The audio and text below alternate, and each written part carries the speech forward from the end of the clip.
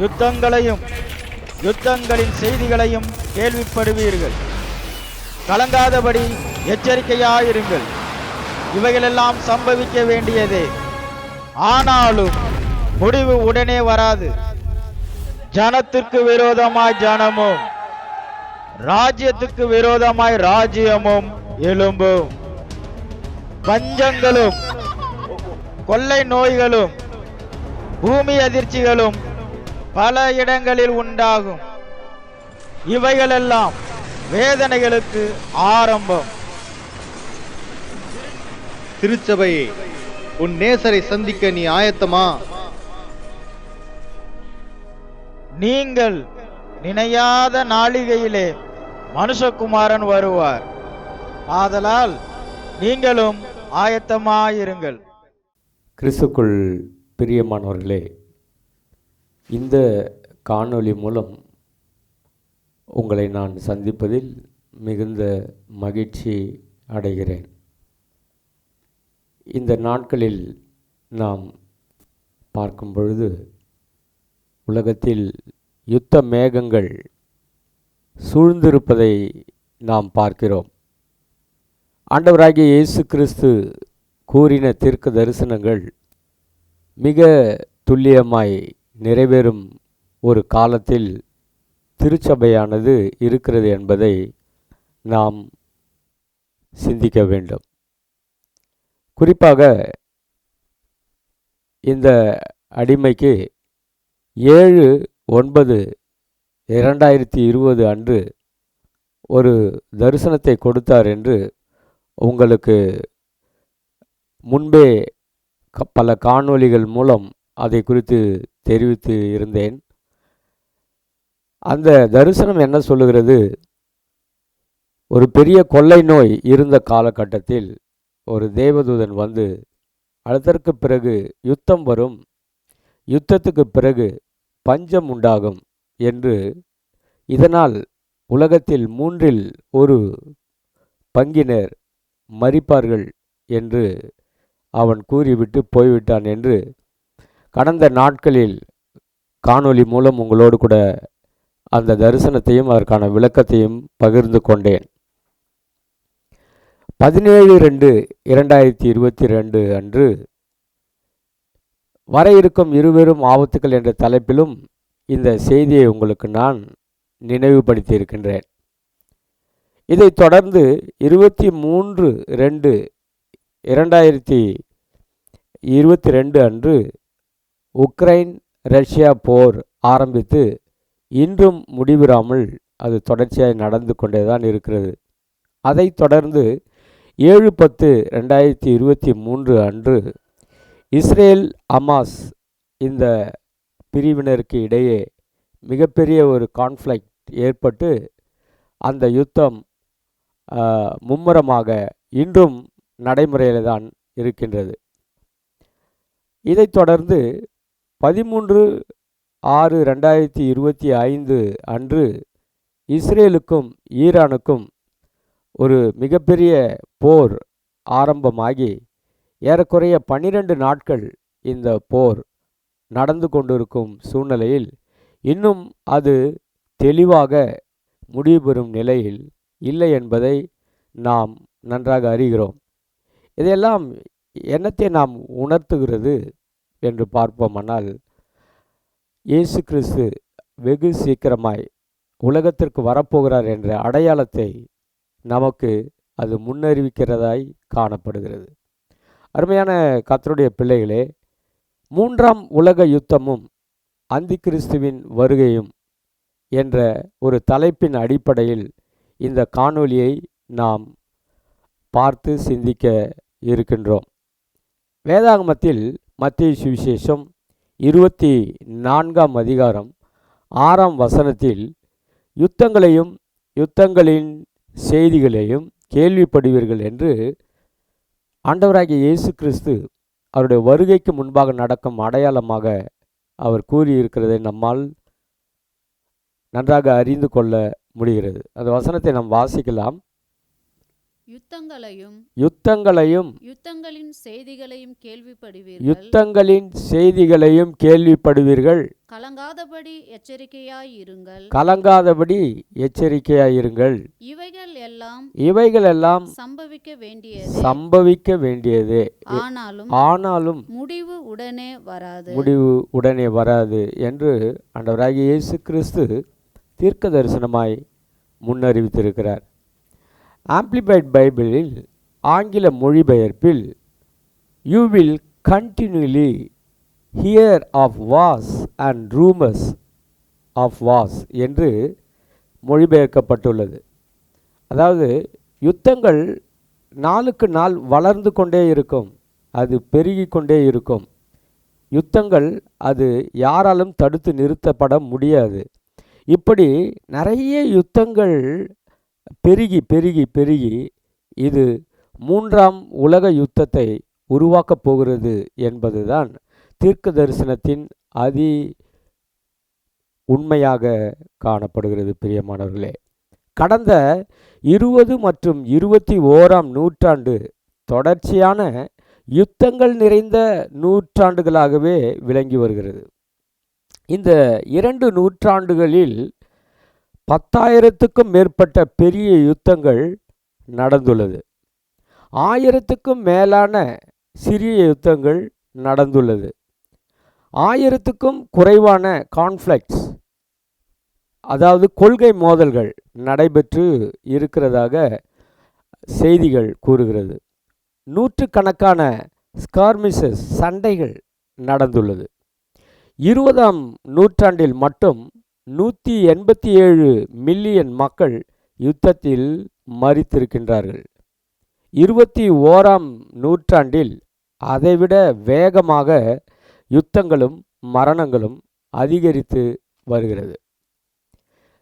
2020 2022ஆம் ஆண்டுகளில் Ethiopia, Eritrea மற்றும் டிக்ரே என்ற இடங்களில் நடந்த யுத்தத்தில் 6 லட்சம் மக்கள் மரித்திருக்கின்றார்கள்.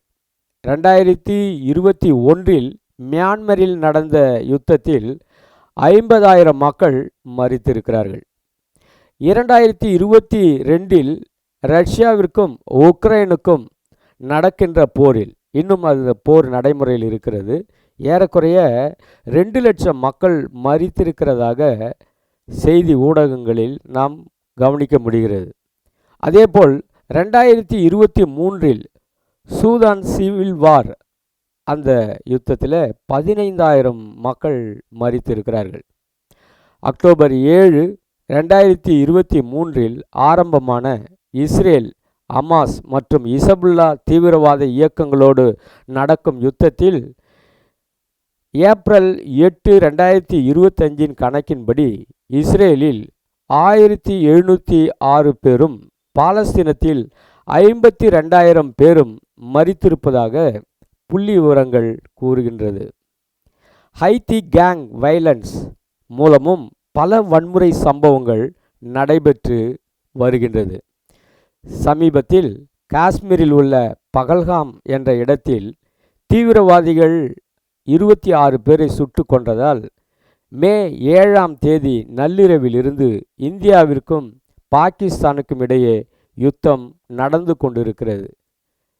இது எதற்காக உங்களுக்கு நான் பதிவு செய்கிறேன் என்று சொன்னால், யுத்தங்கள், அதனுடைய செய்திகள் வளர்ந்து கொண்டே இருக்கும். இப்படி நாளடைவில் இந்த யுத்தங்கள் பெருகி பெருகி பெருகிதான் இது கண்டிப்பாய் உலக யுத்தமாக மாறப்போகிறது. இந்த 3ஆம் உலக யுத்தத்துக்கு பிறகு இந்த உலகத்தையே ஆட்சி செய்யக்கூடிய ஒரு அரசன் வரப்போகிறான்.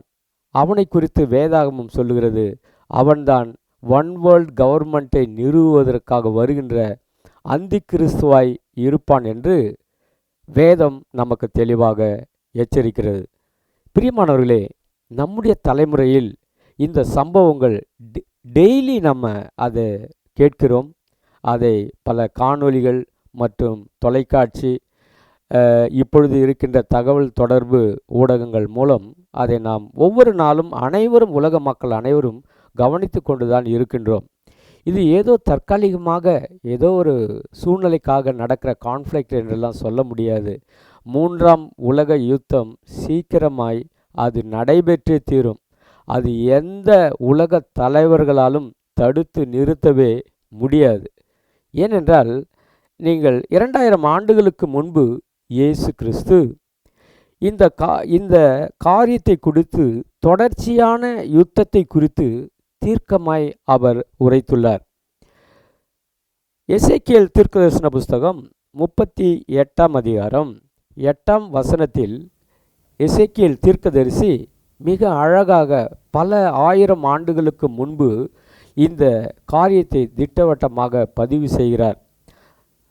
இஸ்ரவேலுக்கு விரோதமாக உலகத்தில் இருக்கிற எல்லா ஜாதியினரும் விரோதமாக வருவார்கள், அந்த மலைக்கு விரோதமாக போராடுவார்கள் என்று ஏற்கனவே அவர் சொல்லியிருக்கிறார். தேவனுடைய நியமனங்களுக்கும் எல்லா விதமான அவருடைய சித்தங்களுக்கும் நோக்கங்களுக்கும் இந்த பூமி எதிரடையாகவே இருக்கிறது. இந்த பூமிக்குரிய மக்களை பிசாசு எதிரடையாக மாற்றி வருகிறான். ஆண்டவருடைய நோக்கம் நிறைவேற விடாதபடி பல நூற்றாண்டுகளாய் சாத்தான் போராடிதான் வருகின்றான். மக்களுக்குள்ளே காணப்படுகின்ற இந்த யுத்தங்கள் எல்லாம் ஏன் இப்படிப்பட்ட சூழ்நிலைகள் வருகிறது என்று நாம் சிந்திப்போமானால், ஜனத்துக்கு விரோதமாய் ஜனம், இதனால் ராஜ்யத்துக்கு விரோதமாய் ராஜ்யம், இதனால் உண்டாகும் யுத்தங்கள், பஞ்சங்கள், அதன் மூலம் வருகின்ற கொள்ளை நோய்கள் என்று சொல்லி தொடர்ச்சியாக இந்த காரியங்கள் உலகத்தை பேரிடராக மாற்றி கொண்டிருக்கிறது. இந்த கடைசி நாட்களிலே மக்களுக்குள்ளே காணப்படுகிற மதம், இனம், நிறம், கலாச்சாரம், சமூக பொருளாதார வேற்றுமைகள் காரணமாக தொடர்ச்சியான இந்த யுத்தங்கள் நடந்து கொண்டேதான் இருக்கின்றது. மேலும் மக்களிடையே பிரஸ்நேகம், விட்டு கொடுக்கும் தன்மை, நீதி உணர்வு, பொறுமை, தேவ பயம், உண்மையை அறியும் பகுத்தறிவு தன்மை, இரக்க உணர்வு குறைந்து சுயநலங்கள் அதிகரித்து விட்டது. தன்னுடைய கொள்கை, தன்னுடைய மதம், தன்னுடைய இனம், தன்னுடைய மக்கள் என்ற சுயநலமான ஆவி மக்களுக்குள்ளே வந்தபடியால் பிரிவினைகள் அதிகமாகி ஒருவருக்கொருவர் மிகப்பெரிய கொள்கை முரண்பாடுகள், மத ரீதியான முரண்பாடுகள், மக்களுக்குள்ளே சமூக பொருளாதார முரண்பாடுகள் ஏற்படுவதன் மூலம் கொடிய யுத்தங்களை இந்த நாட்களில் நாம் சந்திக்கின்றோம். அது நாளுக்கு நாள் பெருகி வருகிறது. நிச்சயமாக, கண்டிப்பாக 3ஆம் உலக யுத்தம் சீக்கிரமாய் நடைபெறும் என்பதில் சந்தேகமே இல்லை. இது யாராலும் தடுக்கவே முடியாது. வேதம் சொல்லுகிறது, இது சம்பவித்தே தீரும், இது நடந்தே தீரும். ஆனால் நீங்கள் ஆண்டவரை நம்பியிருக்கிற தேவ ஜனங்கள் கலங்க வேண்டாம், ஆனால் எச்சரிக்கையாக இருங்கள் என்று ஆண்டவர் மிக தெளிவாக 2000 ஆண்டுகளுக்கு முன்பு இன்றைக்கு நடக்கின்ற காரியங்களை தெளிவாக நமக்கு அவர் சொல்லி போயிருக்கிறார். பிரியமானவர்களே, அருமையான தேவ ஜனமே, இது இன்னும் சில காலங்களுக்குள் நிச்சயமாக ஒரு 3ஆம் உலக யுத்தத்தை அதை வரவைக்கத்தான் போகின்றது. யுத்தங்கள் வரவேண்டும் என்பது தேவனுடைய விருப்பம் அல்ல. கடைசி நாட்களில் மனிதர்களின் மனநிலை மாற்றத்தினால் இவைகள் நடக்கும் என்று வேதாகமம் கூறுகின்றது. பெருகி வரும் இந்த யுத்தம் இந்த யுகத்தின் முடிவு அல்ல, மாறாக உலகத்தின் வேதனைகளுக்கு ஆரம்பமாக இருக்கின்றது. இயேசு கிறிஸ்துவின் வருகைக்கு முன்பாக பெரிய அளவில் மக்களிடையேயும் தேசங்களிடையேயும் முரண்பாடுகள் உண்டாகி அவைகள் யுத்தங்களாக மாறும் என்று கூறப்பட்டுள்ளது. பழைய ஏற்பாட்டில் பார்த்தீர்களானால் இஸ்ரவேல் மக்களுக்கும் அங்கே இருக்கிற அநேக இதர தேசங்களுக்கும் பல யுத்தங்கள் நடந்து இருக்கிறது. ஆனால் அது எப்பொழுதோ பல ஆண்டுகளுக்கு முன்பு அது சம்பவிக்கும். ஆனால் இன்றைக்கு அனுதினமும் யுத்த செய்தியை நாம் கேள்விப்படுகிறோம். அப்படியானால் வேதாகமம் யுத்தங்கள் நாளுக்கு நாள் பெருகி கொண்டே இருக்கும் என்று சொன்ன அந்த தீர்க்க தரிசனம் மிக துல்லியமாய் நிறைவேறுகிறதை நாம் பார்க்கின்றோம். அருமையான தேவனுடைய மக்களே, ஆண்டவராகிய இயேசு கிறிஸ்துவின் வருகைக்கு முன்பாக புறஜாதிய அரசுகள் என்று சொல்லக்கூடிய பாபிலோன், மேதியா, பெர்சியா மற்றும் கிரேக்க பேரரசு, ரோம பேரரசு போன்ற பேரரசுகள் தோன்றி உலகத்திலே ஒரே அரசாங்கத்தை, சர்வாதிகார அரசாங்கத்தை நிறுவி ஆட்சி செய்து வந்ததை நாம் கேள்விப்பட்டு இருக்கிறோம். ஆண்டவராகிய இயேசு கிறிஸ்துவினுடைய சிலுவை மரணத்துக்கு பின்பாக அவைகள் யாவும் சிதறடிக்கப்பட்டு உடைக்கப்பட்டு தனித்தனி நாடுகளாக மாற்றப்பட்டு இன்றைக்கு தனித்தனி நாடுகளாக அவைகள் மாறியும் கூட அவைகள் முரண்பாடுகள் ஏற்பட்டு மறுபடியும் அந்த அந்தரங்கத்தில் இருக்கின்ற சாத்தான் மறுபடியும் அதே ஒரு உலகமயமான ஒன் வேர்ல்டு கவர்மெண்ட்டை நிறுவுவதற்காக மக்களிடையே மத இன வேறுபாடு, கலாச்சார, மொழி, பொருளாதார, சமூக ரீதியாக முரண்பாடுகளை ஏற்படுத்தி அதை யுத்தங்களாக மாற்றி மக்களை அவன் அழித்து கொண்டிருக்கிறான். அவன் அக்கிரமத்தின் ரகசியம் என்று வேதம் சொல்கிறது. அவன் இந்த நாட்களில் வெளிப்பட போகின்றான். முதல் உலக யுத்தத்தில் பிரிட்டிஷ் அரசாங்கம் ஒரு சூப்பர் பவர் நாடாக உலகத்தால் அறியப்பட்டது. இரண்டாம் உலக யுத்தத்திற்கு பிறகு அமெரிக்க தேசம் ஒரு சூப்பர் பவர் நாடாக அது உலகத்தால் அறியப்பட்டு இந்நாள் வரைக்கும் நடைமுறையில் இருக்கிறது. இந்த மூன்றாம் உலக யுத்தத்தின் போது ஐரோப்பிய தேசம், அதாவது யூரோப்பியன் யூனியன் என்று சொல்லக்கூடிய இந்த கூட்டமைப்பு ஒரு மிகப்பெரிய உலக அரசாங்கத்தை நிறுவுவதற்கு காரணமாக அமைய போகிறது. அதுதான் திட்டமாக நடக்கும். அந்த காரியத்திற்காக தான் இந்த யுத்தங்கள் எல்லாம் நடந்து கொண்டிருக்கிறது. இதன் பின்னணியிலே அந்தி கிறிஸ்து என்று சொல்லக்கூடிய உலகத்தை ஒருமயமாக்கி அவன் தேவனுக்கு விரோதமான உலக அரசாங்கத்தை நிறுவுவதற்காக சீக்கிரமாய் அவன் வர இருக்கின்றான்.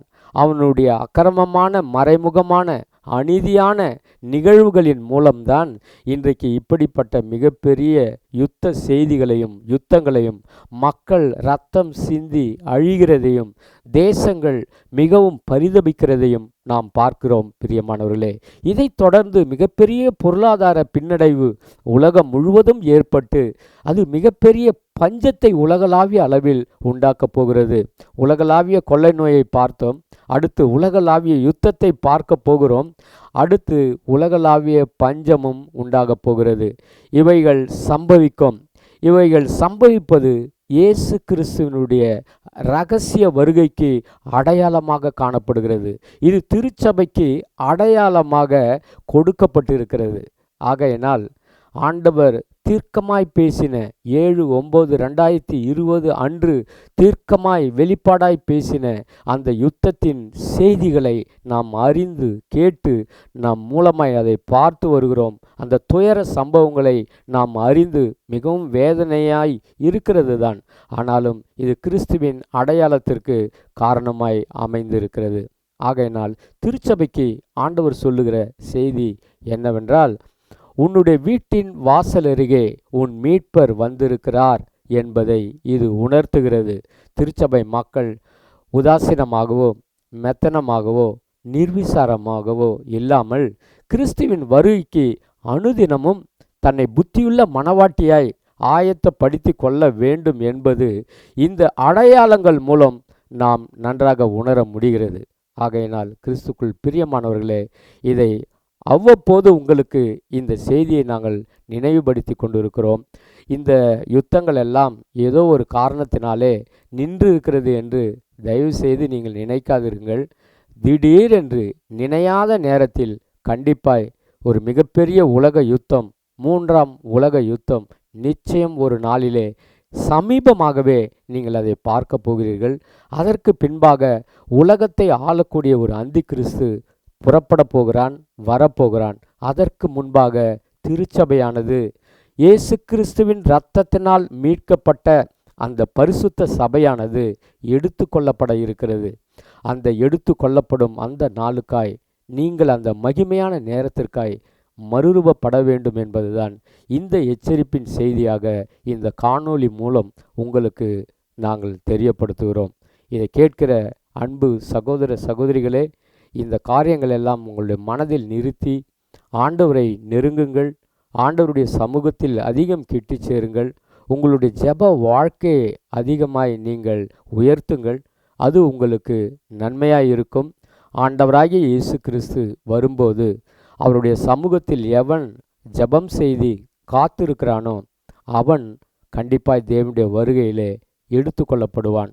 ஆகையினால் நீங்கள் இந்த செய்தியை கவனமாய் கேட்டு இந்த காரியங்களெல்லாம் நடப்பதை நீங்கள் கவனித்து கிறிஸ்துவின் வருகைக்கு ஆயத்தப்பட வேண்டும் நோக்கத்தோடு தான் இந்த தீர்க்கதரிசன வார்த்தைகளை உங்களுக்கு நாங்கள் அறிவிக்கிறோம். இதை கேட்டு நீங்கள் எச்சரிப்படைந்து வேதனைப்படாமல் கலங்காமல் எச்சரிக்கையாக இருக்க வேண்டும் என்பதும் தேவனுடைய வருகைக்காக ஆயத்தப்பட வேண்டும் என்பதும் இது முக்கியமான ஒரு காலகட்டமாக இருக்கிறது. கர்த்தர் உங்களை ஆசீர்வதிப்பாராக. கண்களை மூடி ஜெபம் செய்வோம். அன்பு தகப்பனே, இந்த நல்ல காணொளி மூலம் இந்த மக்களுக்கு இந்த இயேசு கிறிஸ்துனுடைய வருகையில் நடக்க இருக்கின்ற அடையாளங்களை குறித்தும் 3ஆம் உலக யுத்தம் மற்றும் அதை சார்ந்து வரப்போகிற அந்தி கிறிஸ்துவின் ஆளுமை குறித்தும் உங்களுக்கு ஆண்டவரே அறிவித்திருக்கிறோம். இதை கேட்கிற கர்த்தருடைய மக்கள் எச்சரிப்படைந்து விழிப்படைந்து ஆண்டவரை தங்களுடைய ஆவிக்குரிய வாழ்க்கையை ஆண்டவரை பரிசுத்தப்படுத்தி கொண்டு அந்த ஆவிக்குரிய வாழ்க்கையிலே வளர்ந்து கிறிஸ்துவின் வருகைக்காக ஒவ்வொருவரும் தங்களை ஆயத்தப்படுத்தி கொள்ள இச்செய்தி அவர்களுக்கு பிரயோஜனமாக இருக்க ஆண்டவர் உதவி செய்வீராக. நீர் அப்படியே செய்யும். இயேசு நாமத்தில் வேண்டுகிறேன் நல்ல பிதாவே. ஆமேன், ஆமேன். கர்த்தர் உங்களை ஆசீர்வதிப்பாராக. ஆமேன்.